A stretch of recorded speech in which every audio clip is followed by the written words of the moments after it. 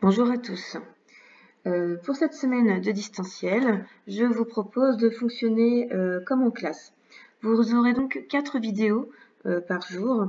Une vidéo, donc cette première pour les rituels, ensuite une vidéo pour la grammaire, une troisième pour les mathématiques et enfin une quatrième pour la lecture. Donc aujourd'hui, nous allons prendre le cahier rouge, vous l'avez normalement tous pris à ma demande vendredi, sur lequel vous allez écrire la date d'aujourd'hui. Nous sommes mardi 25 mai, en prenant soin de la souligner et de l'écrire proprement comme si nous étions en classe. Pour faire ce travail, quand tu as besoin de temps, n'hésite pas à faire pause sur la vidéo, c'est ce qui va te permettre de prendre le temps de faire tout le travail qui t'est demandé.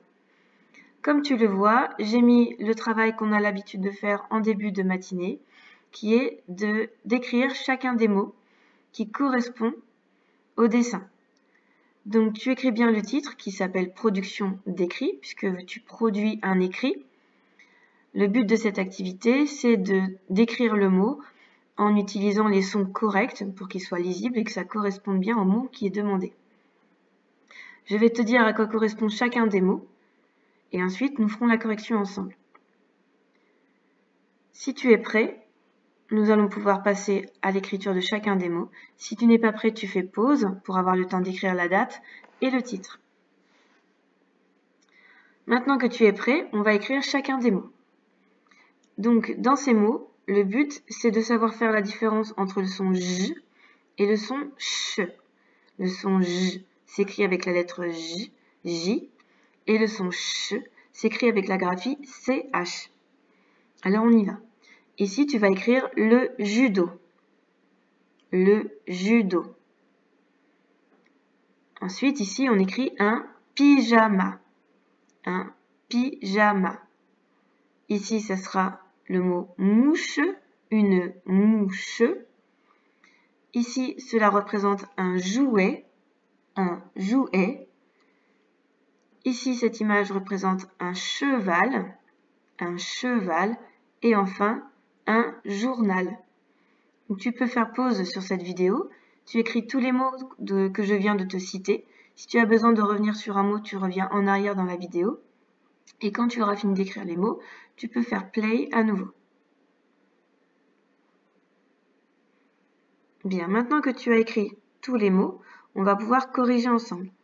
Surtout, essaye de faire les choses correctement, c'est-à-dire de bien écrire toi-même tous les mots tout seul et ensuite de regarder la correction.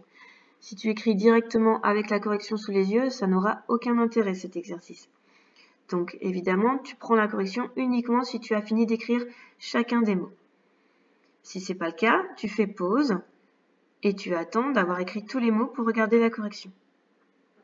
Bien, maintenant on passe à la correction.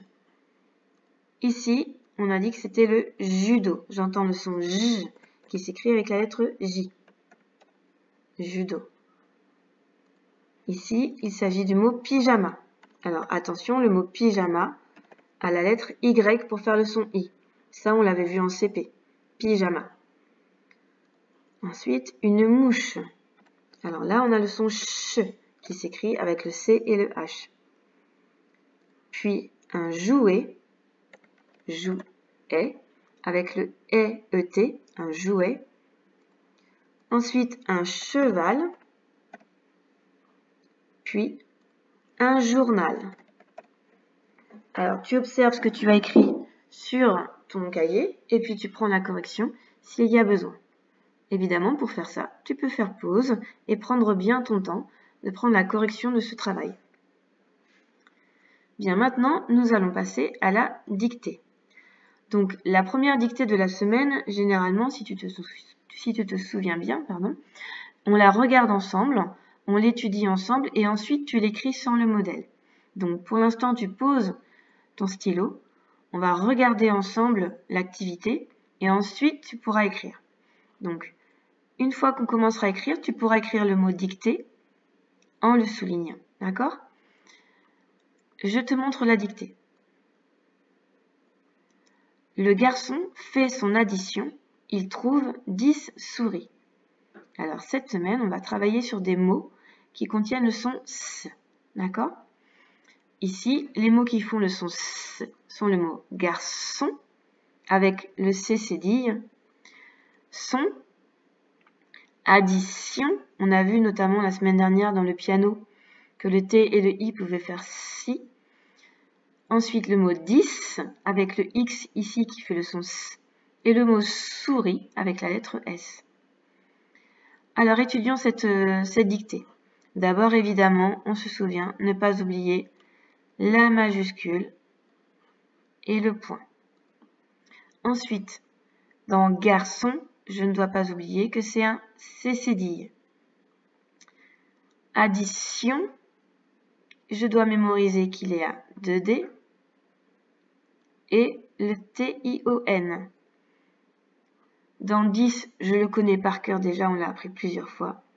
Et enfin, souris, je pense au S. Il faut savoir que le mot souris est invariable, c'est-à-dire qu'il a toujours un S à la fin. Mais ici, de toute façon, on en aurait besoin pour le mettre au pluriel, puisqu'il y en a 10.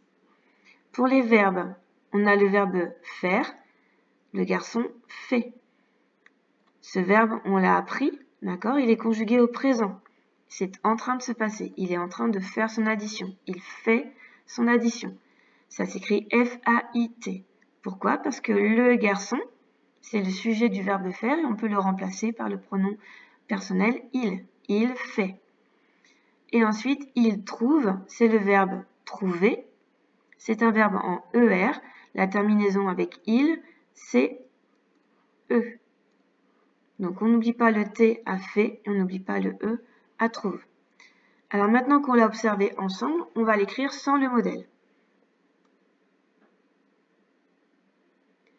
Donc, tu prends bien le temps d'écrire dictée et de le souligner.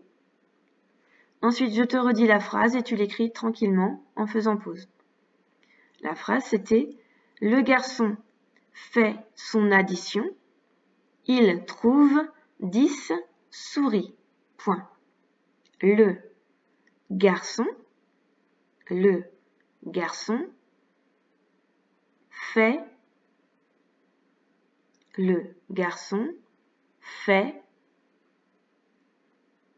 son addition.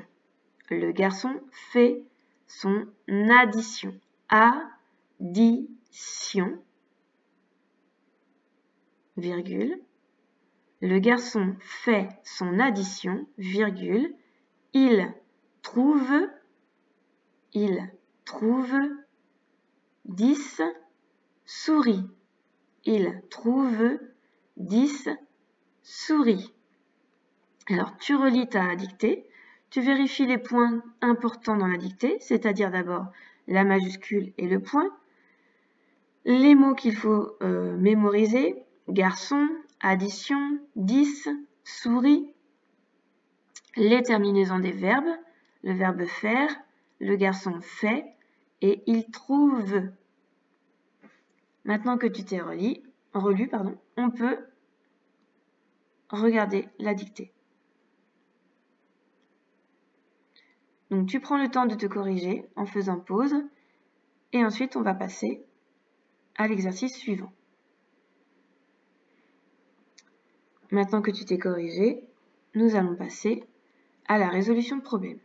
Alors je ne vous ai pas donné le fichier de résolution de problème, je n'ai pas voulu encombrer trop les cartables non plus, c'est pas grave. Tu vas écrire dans ton cahier du jour le calcul et la phrase réponse. Tu ne recopies pas le problème puisqu'il est dans notre cahier. Par contre, je veux le calcul et ta phrase réponse. Donc, je te lis le problème.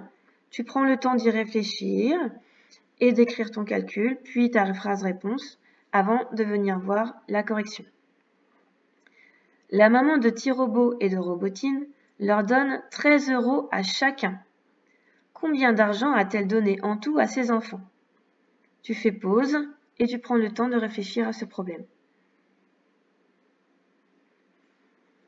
Bien, maintenant que tu as résolu le problème tout seul, on va pouvoir le corriger. Encore une fois, si tu n'as pas encore résolu le problème tout seul, tu n'écoutes pas la correction. Tu prends le temps de réfléchir d'abord, de faire les choses. Sinon, ça sert strictement à rien. Alors, maintenant que tu as fait le problème tout seul, on va corriger ensemble. Quelles sont les informations que nous avons dans l'histoire? Tu te souviens que quand tu lis un problème, tu dois d'abord le comprendre, te faire l'image mentale de l'histoire dans ta tête pour comprendre ce qu'il se passe. Donc, quels sont les personnages qui sont dans cette histoire? On a la maman, T-Robot et Robotine. On a donc 3 personnages. Que se passe-t-il entre ces personnages? La maman donne 13 € à chacun. Qu'est-ce que ça veut dire chacun? Ça veut dire que T-Robot va recevoir 13 € et Robotine va aussi recevoir 13 €. Chaque, ça veut dire un par un, ils vont recevoir 13 €. Comme il y a 2 enfants, on va donner donc 2 fois 13 €. On peut aussi dire que T-Robot reçoit 13 €, puis la maman rajoute 13 € pour Robotine. Elle a donc donné 13 € à T-Robot plus 13 € à Robotine. On peut écrire ce calcul par une multiplication en écrivant 2 fois 13. Cette addition est égale à 26. 10 plus 10, 20. 3 plus 3, 6. La multiplication, évidemment, également est égale à 26. La phrase réponse que nous allons écrire est, pour répondre à la question, bien sûr, attention, on pense bien à répondre à la question, combien d'argent a-t-elle donné en tout à ses enfants? On reprend les termes. Elle a donné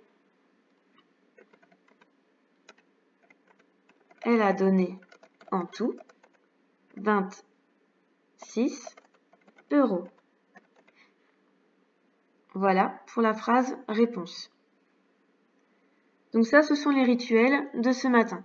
Ensuite, tu pourras faire la vidéo de la grammaire, puis la vidéo de mathématiques et enfin la vidéo de lecture. Ne fais pas tout d'un coup. Tu peux tout espacer un petit peu pour avoir un petit peu à faire tout au long de la journée pour éviter que ça fasse trop d'un coup. Donc à tout à l'heure pour la prochaine vidéo.